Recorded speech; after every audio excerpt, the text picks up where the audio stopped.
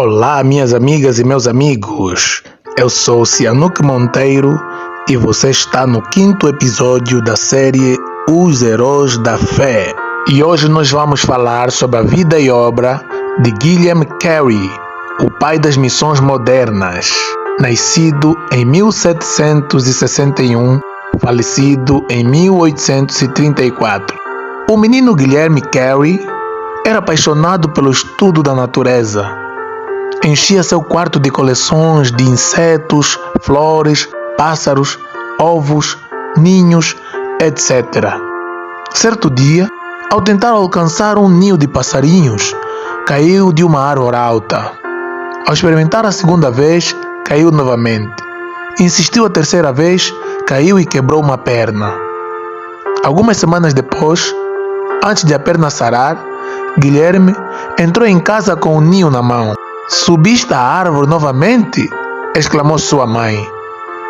"Não pude evitar, tinha que possuir o ninho, mamãe", respondeu o menino. Disse que Guilherme Carey, fundador das missões atuais, não era dotado de inteligência superior e nem de qualquer dom que deslumbrasse os homens. Entretanto, foi essa característica de persistir com espírito indômito, inconquistável, até completar tudo quanto iniciara, que fez o segredo do maravilhoso êxito da sua vida. Quando Deus o chamava para iniciar qualquer tarefa, permanecia firme dia após dia, mês após mês e ano após ano, até acabá-la. Deixou o Senhor utilizar-se de sua vida, não somente para evangelizar durante um período de 41 anos, no estrangeiro, mas também para executar a façanha, por incrível que pareça, de traduzir as Sagradas Escrituras em mais de 30 línguas. Aos 12 anos adquiriu um exemplar do vocabulário latino por Duce, o qual decorou. Aos 14 anos iniciou a carreira como aprendiz de sapateiro. Na loja encontrou alguns livros dos quais se aproveitou para estudar. Assim iniciou o estudo do grego. Foi nesse tempo que chegou a reconhecer que era um pecador perdido e começou a examinar cuidadosamente as Escrituras. Não muito depois da sua conversão, com 18 anos de idade, pregou o seu primeiro sermão. Ao reconhecer que o batismo por imersão é bíblico e apostólico, deixou a denominação a que pertencia, tomava emprestados livros para estudar e, apesar de viver em pobreza, adquiria alguns livros usados.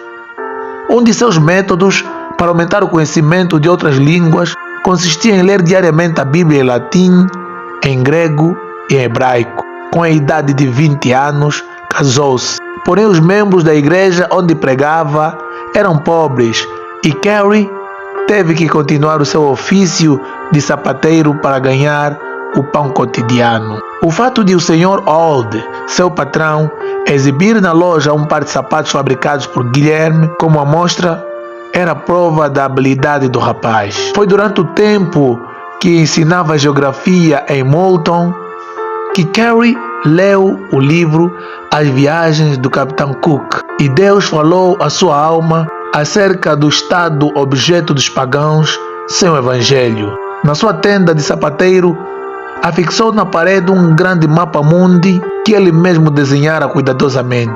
Incluíra neste mapa todos os dizeres disponíveis, o número exato da população, a floresta e a fauna, as características dos indígenas, etc., de todos os países.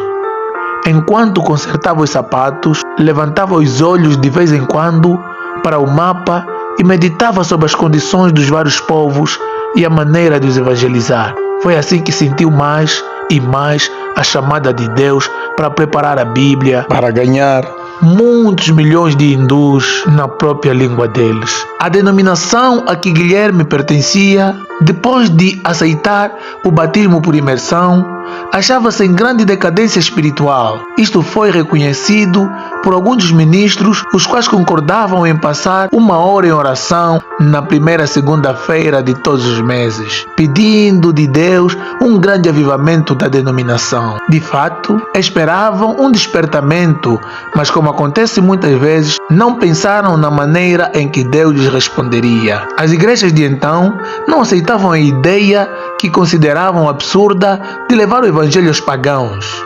Certa vez, numa reunião do ministério, William Carey levantou-se e sugeriu que ventilassem este assunto: o dever dos crentes em promulgar o evangelho às nações pagãs. O venerável presidente da reunião, surpreendido, pôs-se em pé e gritou: "Jovem, sente-se! Quando agradar a Deus, converter os pagãos, Ele o fará sem o seu auxílio nem o meu." Porém, o fogo continuou a arder na alma de Guilherme Carey. Durante os anos que se seguiram, esforçou-se ininterruptamente, orando, escrevendo e falando sobre o assunto de levar Cristo a todas as nações. Em maio de 1792, pregou seu memorável sermão sobre Isaías 54, 2 e 3. "Amplia o lugar da tua tenda e as cortinas de tuas habitações se estendam. Não os impeças, alonga as tuas cordas e afirma bem as tuas estacas, porque transbordarás a mão direita e a esquerda, e a tua posteridade possuirá as nações e fará que sejam habitadas as cidades assoladas." Discursou sobre a importância de pregar as grandes coisas de Deus e em seguida enfatizou a necessidade de tentar grandes coisas para Deus. Apesar de a sociedade ser o resultado da persistência e de esforços de Carey, ele mesmo não tomou parte da sua formação.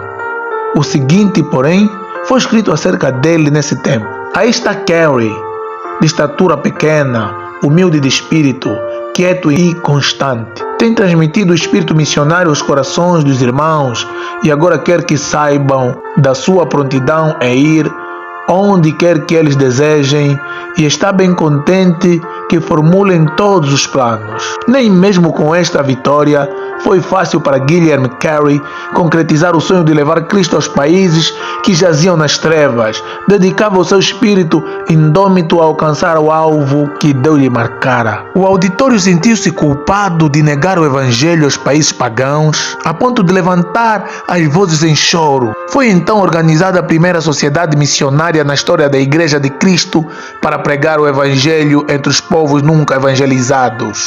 Alguns, como Brainerd, Eliot e Schwartz, já tinham ido pregar em alguns lugares distantes, mas sem que as igrejas se unissem para sustentá-los. Durante o período de 41 anos que passou na Índia, não visitou a Inglaterra. Falava, embora com dificuldade, mais de 30 línguas da Índia. Dirigia a tradução das escrituras em todas elas e foi apontado ao serviço árduo de tradutor oficial do governo. Escreveu várias gramáticas indianas e compilou notáveis dicionários de idiomas bengali, marathi e sânscrito. O dicionário de idioma bengali consta de 3 volumes e inclui todas as palavras da língua, traçadas até a sua origem e definidas em todos os seus sentidos. Tudo isto era possível porque sempre economizava o tempo, segundo se deduz do que escreveu o seu biógrafo. Desempenhava estas tarefas hercúleas sem pôr em risco a sua saúde, aplicando-se a metódica e rigorosamente ao seu programa de trabalho ano após ano. Divertia-se passando de uma tarefa para outra. Dizia que se perde mais tempo trabalhando inconstante, indolentemente, do que nas interrupções de visitas.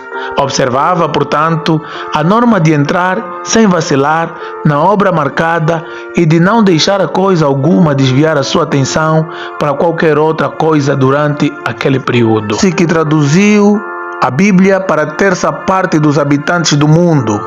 Assim escreveu um de seus sucessores, o missionário Wenger. Não sei como Carey conseguiu fazer nem a 4ª parte das suas traduções. Faz cerca de 20 anos, em 1855, que alguns missionários, ao apresentarem o evangelho no Afeganistão, país da Ásia Central, acharam que a única versão que esse povo entendia era o Pushto, feita em Serampore por Carey. O corpo de Guilherme Carey descansa, mas a sua obra continua a servir de bênção a uma grande parte do mundo.